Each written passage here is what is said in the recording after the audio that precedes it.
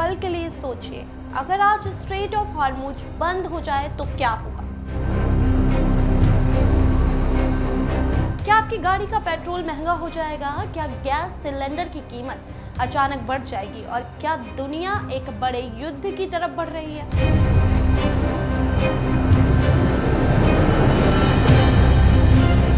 नमस्कार, मैं हूं प्रियांशी मिश्रा और आप देख रहे हैं कंटैक्ट न्यूज।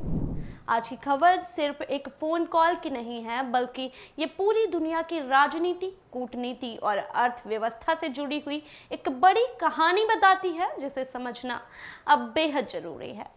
दरअसल हाल ही में ईरान के विदेश मंत्री अब्बास अरागची ने भारत के विदेश मंत्री एस जयशंकर से फोन किया और इस बातचीत में दोनों नेताओं ने मौजूदा हालात पर चर्चा की है। और इसी तरीके से ईरान के विदेश मंत्री ने रूस के विदेश मंत्री सेर्गेई लावरोव को भी किया है कॉल। और आपको बता दें, ये दिखाता है कि हालात जो हैं वो सामान्य नहीं हैं और कई देश एक दूसरे से लगातार संपर्क में हैं ताकि स्थिति को संभाला जा सके। अब ये अचानक से क्यों हो रहा है? इसकी बड़ी वजह है अमेरिका की चेतावनी।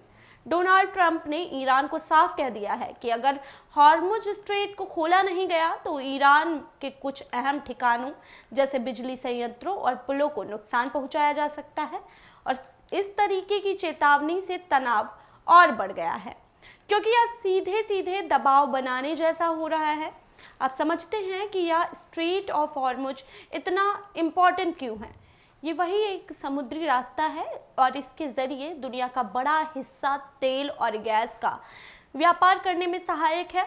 अगर ये रास्ता बंद हो जाता है तो कई देशों को तेल मिलना मुश्किल हो जाएगा। भारत जैसे देश जो अपनी ऊर्जा जरूरतों के लिए दूसरे देशों पर ही निर्भर है, उनके लिए ये एक बहुत बड़ी समस्या बन सकती है। भारत की सिचुएशन इस वक्त पूरे मामले से थोड़ी अलग नजर आ रही है। भारत सीधे किसी के पक्ष का समर्थन नहीं कर रहा है, बल्कि शांति की बात लगातार करते आ रहा है। एस जयशंकर ने साफ कह दिया है कि भारत चाहता है कि क्षेत्र में शांति बनी रहे और युद्ध को रोका जाए।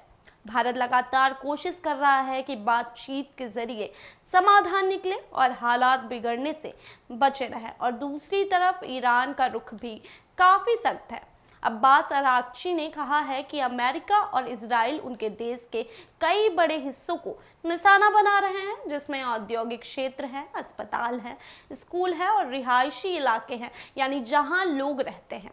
उनका कहना है कि ईरान अपनी सुरक्षा के लिए पूरी तरीके से तैयार है और किसी भी सिचुएशन का वो सामना करेगा। अब रूस भी इस पूरे मामले में एक्टिव मोड पर नजर आ रहा है। लावरोव ने अमेरिका से कह दिया है कि वह अल्टीमेटम की भाषा छोड़कर बातचीत के रास्ते पर आ जाए।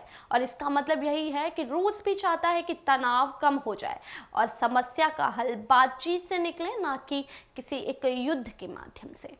अब सबसे बड़ी जो सवाल इस समय उठ रहे हैं वो यही है कि इस पूरे मामले का असर आम लोगों पर कैसे पड़ेगा।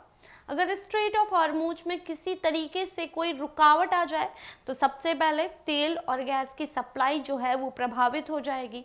और जैसे ही सप्लाई कम होगी, कीमतें बढ़ने लगेंगी और इसका असर सीधे पेट्रोल, डीजल और गैस सिलेंडर की कीमतों पर पड़ेगा।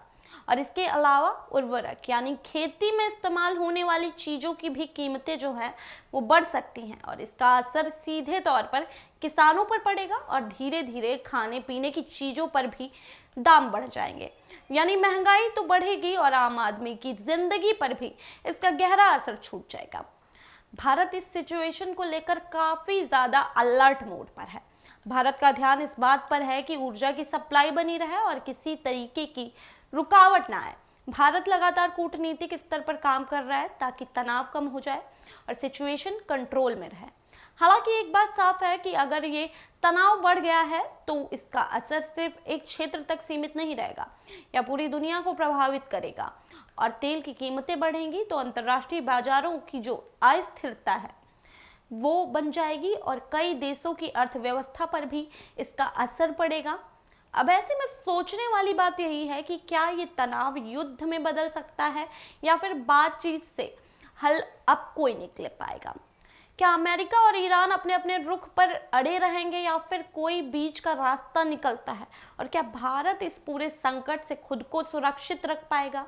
अभी स्थिति ऐसी है कि हर देश सतर्क है और हर कोई इस कोशिश में है कि हालात और ज्यादा ना बिगड़े।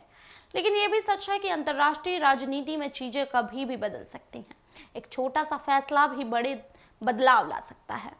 तो अगली बार जब आप पेट्रोल पंप पर कीमतें देखें या गैस सिलेंडर खरीदें तो याद रखिएगा कि इसके पीछे भी एक बड़ी अंतर्राष्ट्रीय कहानी छुपी हुई है, जिसमें स्ट्रेट ऑफ हॉर्मुज जैसी जगहों की एक अहम भूमिका है।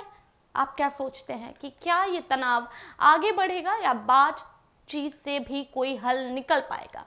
कमेंट में अपनी राय जरूर दीजिएगा। और मैं थी आप सभी के साथ प्रियांशी मिश्रा, और ऐसे ही तमाम अंतर्राष्ट्रीय खबरों को जानने के लिए जुड़े रहिए कंटाप न्यूज़ के साथ।